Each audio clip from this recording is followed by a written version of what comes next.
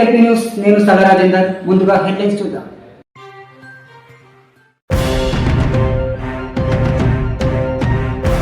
కామారెడ్డి జిల్లా కేంద్రంలోని దత్తాశ్రమం ఎదురుగా గల శ్రీ చైతన్య టెక్నో స్కూల్లో 8, 9, 10 తరగతులకు పర్మిషన్ లేకుండా స్కూల్ నడిపిస్తున్నారని అఖిల భారతీయ విద్యార్థి పరిషత్ వారు పాఠశాల ప్రధానోపాధ్యాయులు రవితేజ ఛాంబర్లో ఉన్న కుర్చీలను, కిటికీలను ధ్వంసం చేశారు.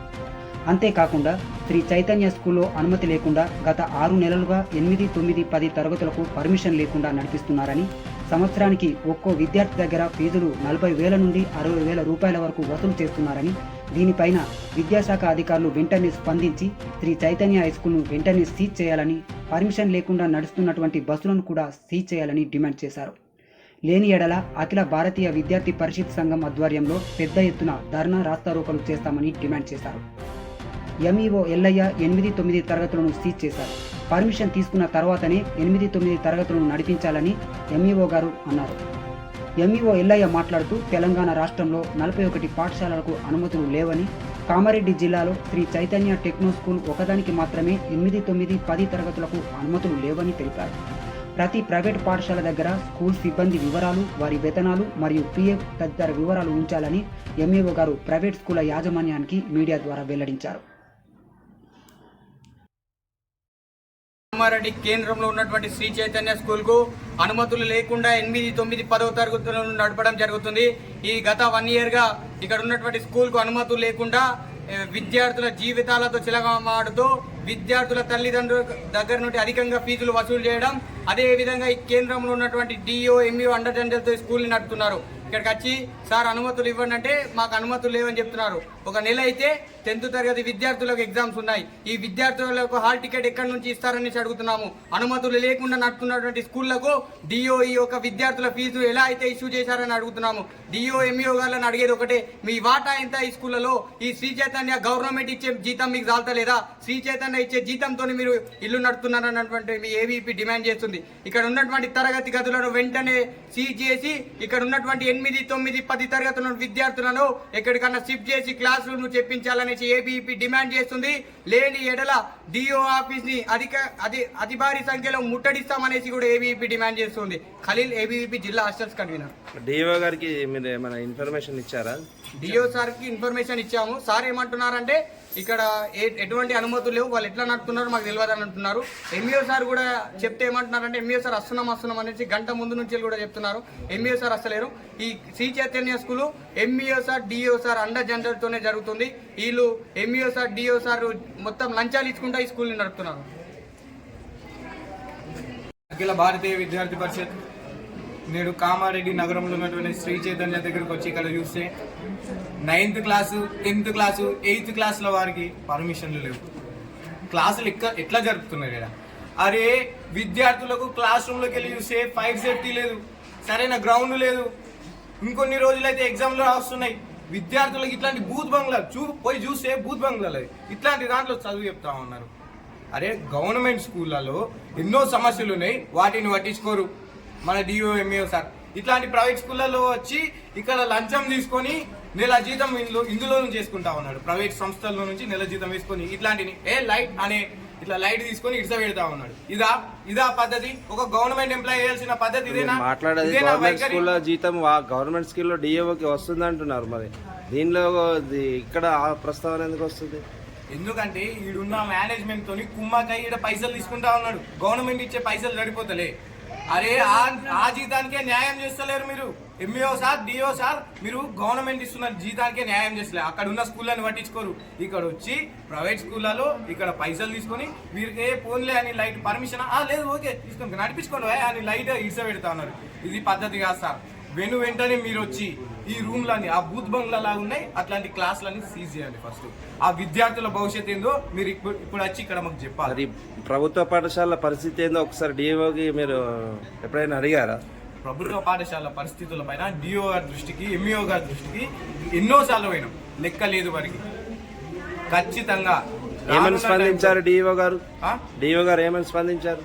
వారు స్పందిస్తలేదు సార్. ఇట్లాంటి స్పందన లేదు వారి దగ్గర నుంచి. సర్వే చూద్దాం. స్పందన లేనప్పుడు డిఓ పైన ఉన్న అధికారులను మీరు సంప్రదించారా? దానికోసం ధర్నాలు చేసి అరెస్టులు చేస్తా ఉన్నారు.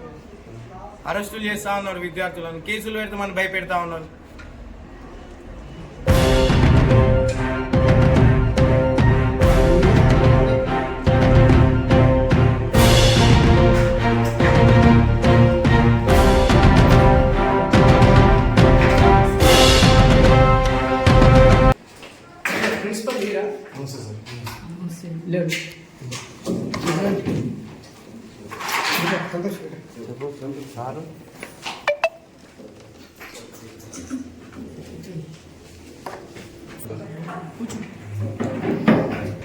విమల్ కాపీ అది అది ప్రింట్ ఇది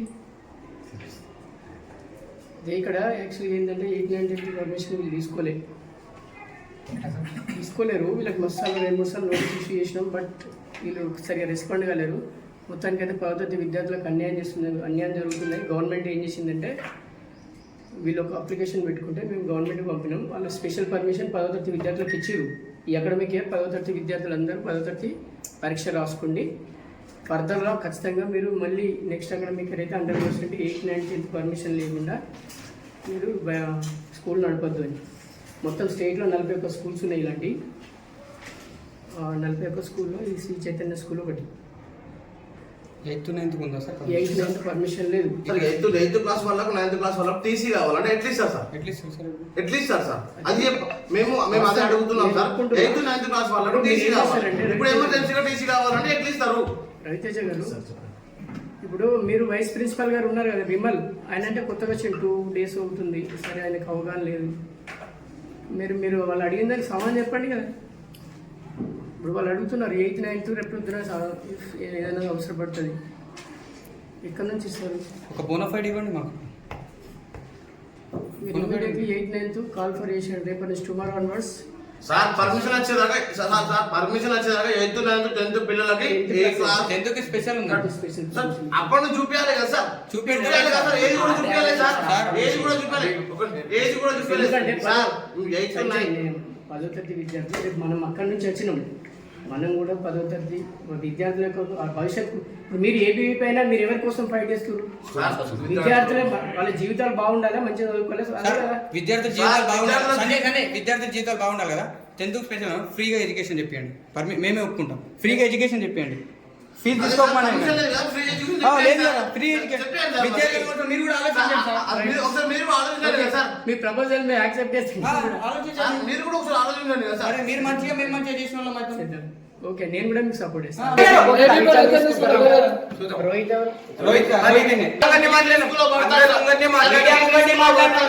ఇన్ని సంవత్సరాల నుంచి డిఓ సార్ ఏమని ఫోన్ చేసి ఏమంటాడు, అసలు ఆ స్కూల్ నడుస్తుందని నాకు తెలియదు అన్నాడు. అంటే మీకు తెలుసా? మీకు తెలియకుండా స్కూల్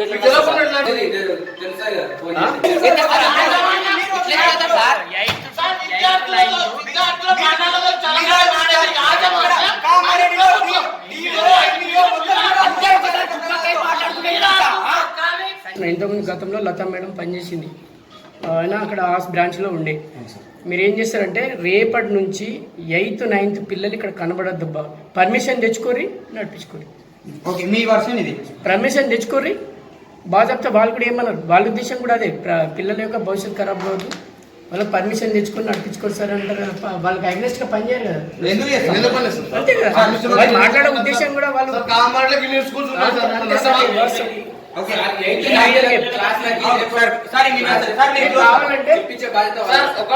నేను ఇప్పుడు తాళాలు వేస్తా 8th 9th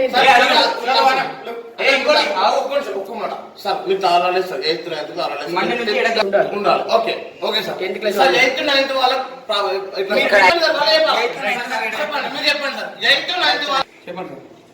ఇన్స్టిట్యూషన్ అన్నిటికీ మేము బాస్ బై ఒప్పుకుంటాం. వీళ్ళకి 100 సార్లు నోటీస్, డిఓ గారు 2 times నోటీస్ ఇష్యూ చేయండి. మీకు రెస్పాన్స్ కాదు.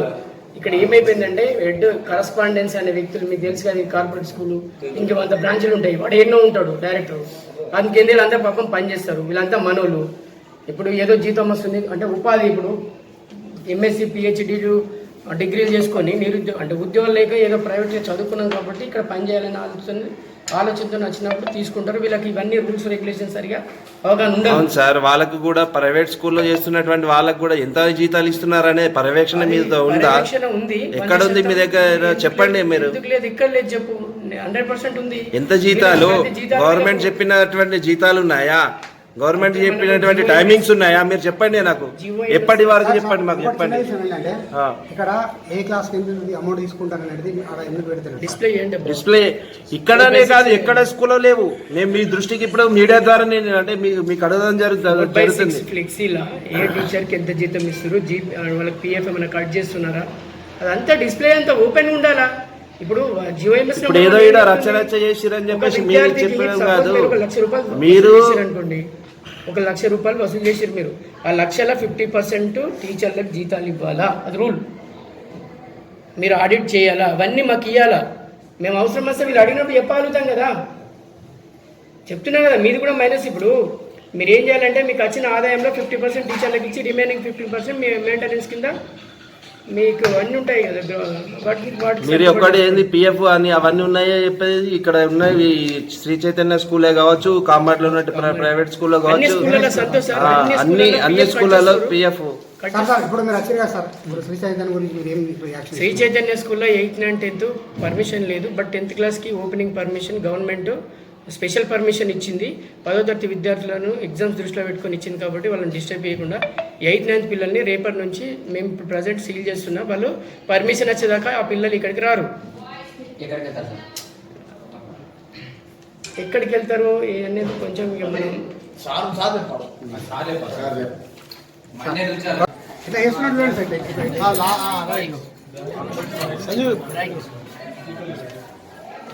ఇట్లా